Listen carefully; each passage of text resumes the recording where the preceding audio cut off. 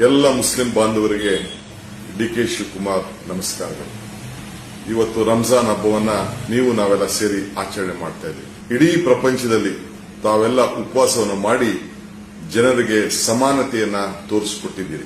ಭ್ರಾತೃತ್ವವನ್ನ ತೋರಿಸಿ ವಿನಯದಿಂದ ಒಂದು ದೊಡ್ಡ ಸಂದೇಶವನ್ನ ನೀಡಿದ್ದೀರಿ.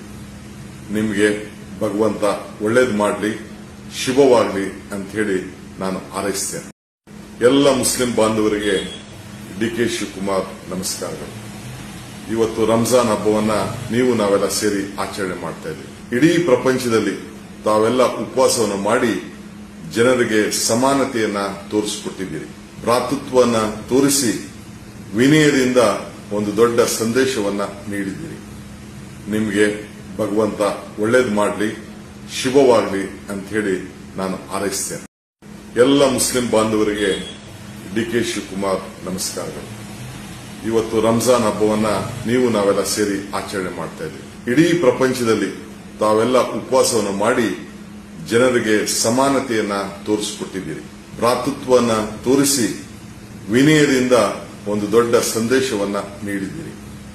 ನಿಮಗೆ ಭಗವಂತ ಒಳ್ಳೇದು ಮಾಡಲಿ, ಶುಭವಾಗಲಿ ಅಂತ ಹೇಳಿ ನಾನು ಹಾರೈಸ್ತೇನೆ.